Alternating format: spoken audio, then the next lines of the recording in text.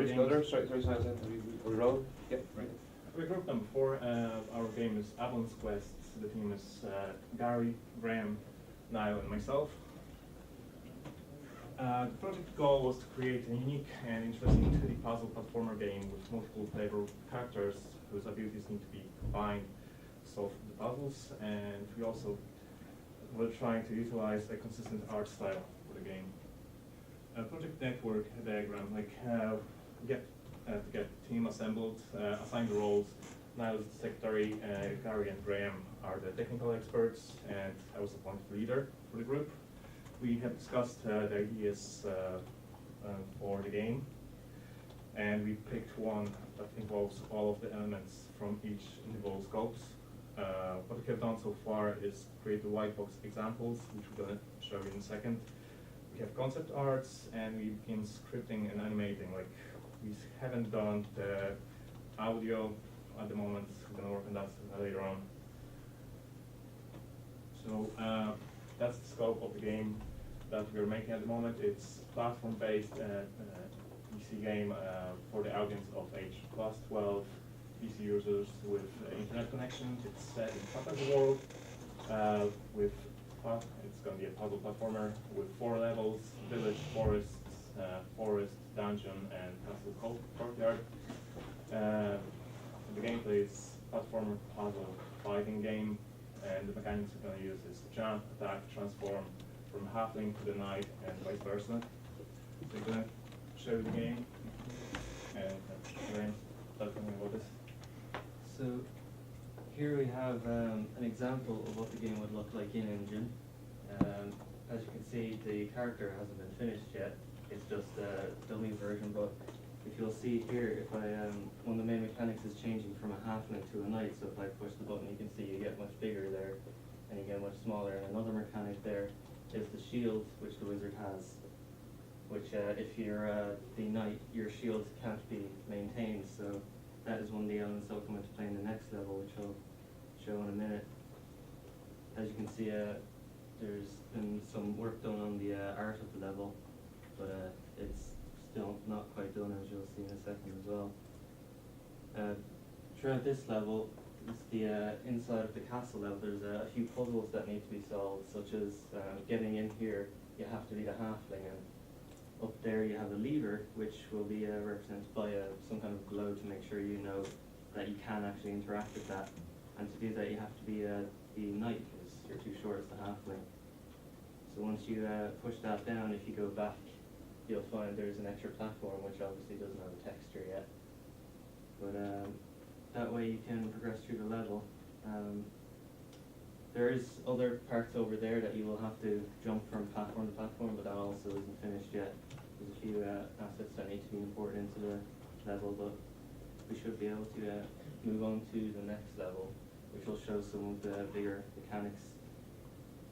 So this will be the boss level, and as you can see, there's a fire raining down that will eventually be a dragon boss that will occasionally fly in and set the entire field on fire.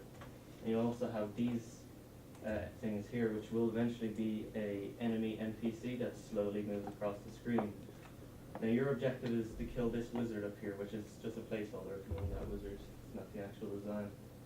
But you'll have to get up here while the fire is gone, and then transform into the knight to attack the wizard there.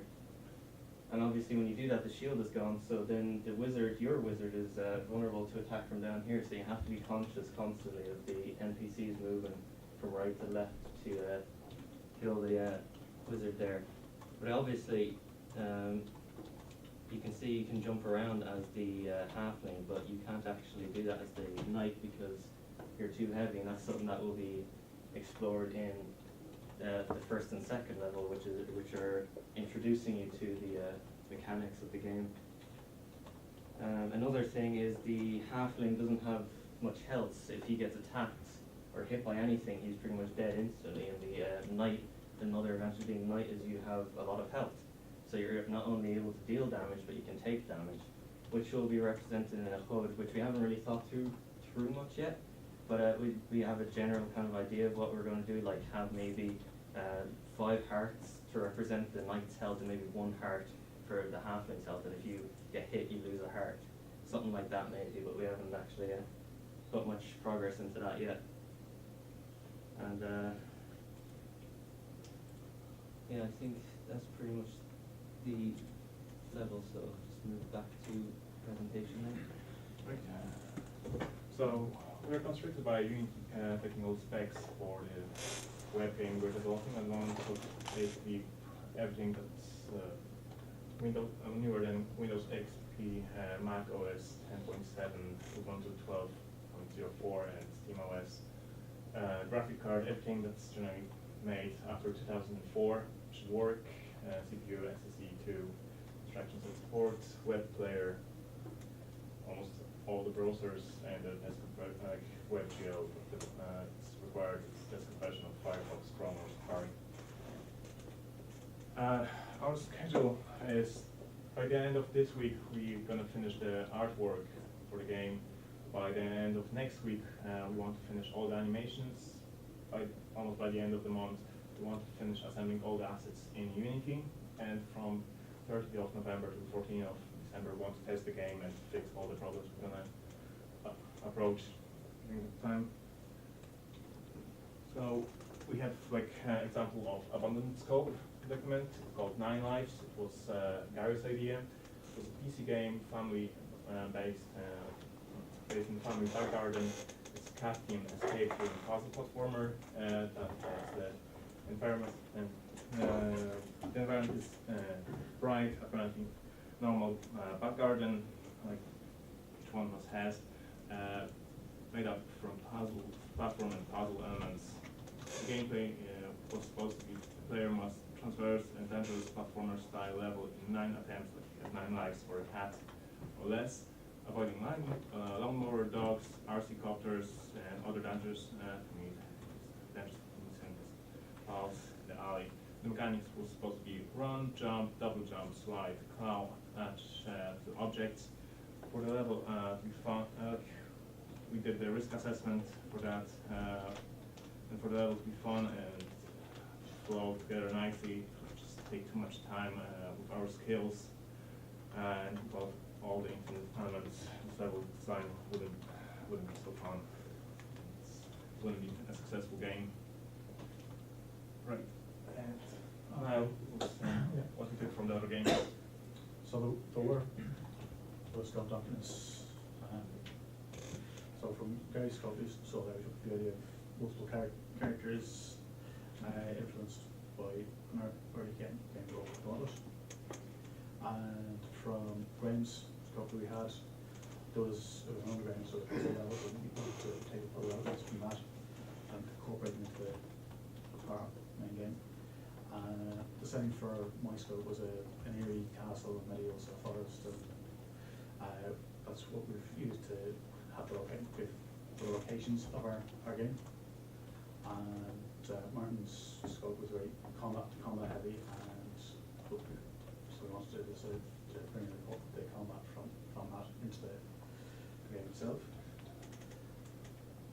And so in our game, first that we have is to introduce you to the main character, and how the halfling character, how he moves and jumps and bounces around the screen. And then the second level introduces the ability to turn into the knight and the mechanic of characters going towards the wizard and how to protect him. The third level then focuses on the puzzles and how you use the different characters and their abilities to create or to navigate your way around the levels from the start point to the end point. And then the fourth and final level is the boss level with the big dragon. It comes in to, again, use both characters' abilities to defeat the evil wizard and its dragon. Originally we had 4 characters in our planning, but we decided against keeping the archer because of time constraints and ability didn't really fit with the rest of the game. So we went with the halfling, who's small in size, fast, you can move around, avoid enemies, and also he's trying to get him jump on the ground and but he is easy to kill, so if he gets one hit, he's done. Whereas the Nourish is slow, heavy, and doesn't move very fast. He's got, he can take a few hits and he can few hits, and can also break down and flash elements to access different parts of levels. So the mage, as we saw, is one of the main mechanics. That you have to sort of get back and protect him if it, when the shield goes down. When you're the nice.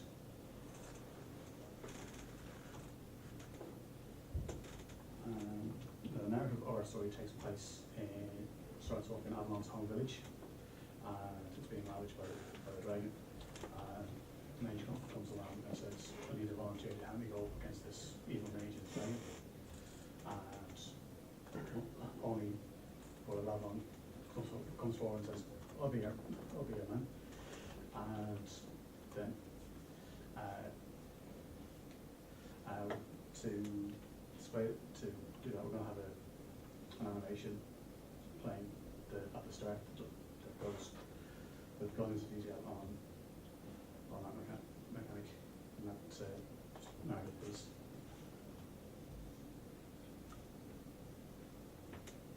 So that's that. And over to the guy to go through the argument. Just over 3 minutes, guys, yeah? Okay, as technical expert in charge of art, I've been focusing mainly on the art. These are some references. Martin was in charge of the first level, and he referenced Limbo and Joe and Mac, Caveman Ninja, early NES game. Here's some real world references. Wants to make kind of spooky looking tree, no leaves. Lily pad elements down the bottom which may sink if we have time. There's a simple house and hay that will catch fire as the dragon flows through the level. That's the concept design as it stands.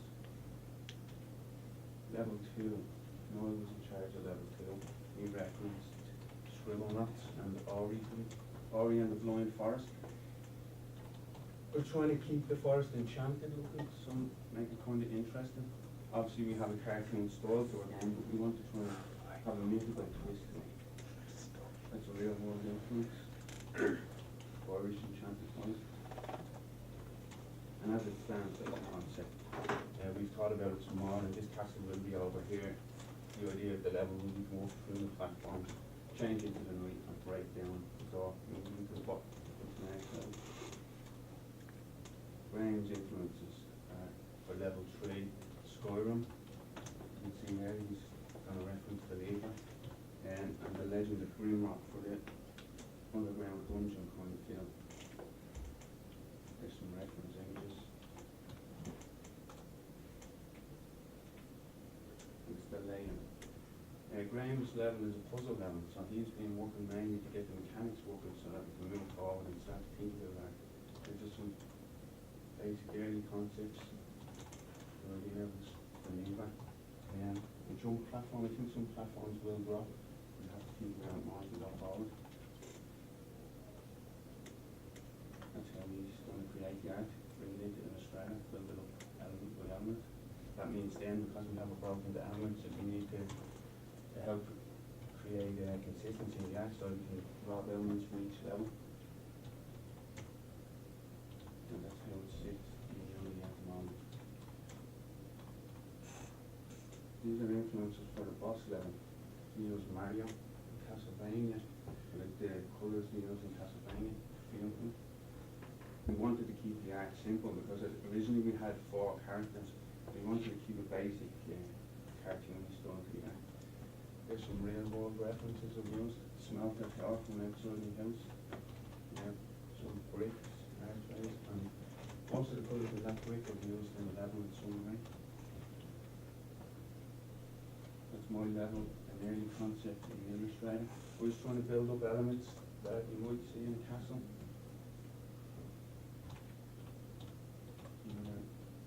For the design, and that's the completed design as it stands. So I felt obliged as the art, technical expert, to get my level as complete as possible, as early as possible. This is the character Avalon. This is an early drawing I had drawn for another game. It was going to be an Irish twist on a Mario. So with this game, when I looked at the characteristics for what we needed a character to have, he's going to be hacking, he's going to be fast, high and long jumping. So I thought he fitted that. With the, it just looks like he's a fast mover. And then as well, to bring him brave and cool, I tried to give him as much attitude as I could. I tried to make his arms stocky so he looks like he's able to look after himself. Here's some of the references for the colour scheme. In God of War is all about brave, passion. So I took the colours with the red, the golds for the character. That's Lost Vikings, another multiple character game from 1992. That we also referenced heavily. That's the character at the moment. That's the sprite sheet broken down into its elements so I could get ready for animation. So I sent this to Graham, and Graham completed a quick animation, which I think was very successful.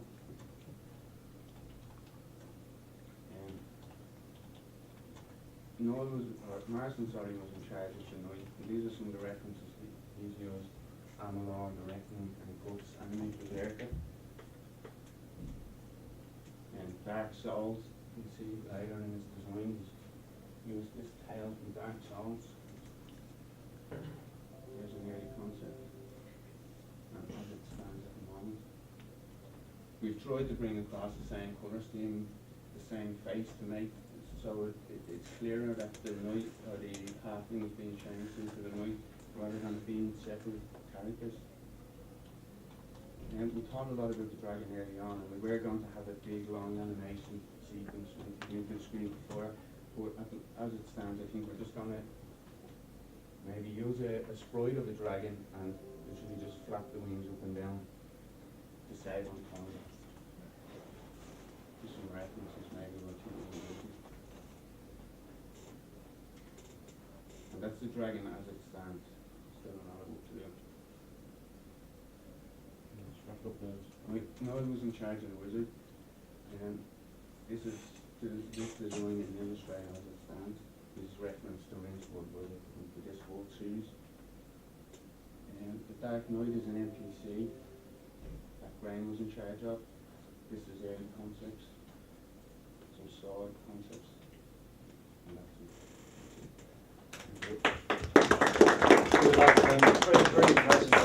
A lot of work done there. You know, just from our point of view, if you can teach it or stuff. Do you mean, let's say if you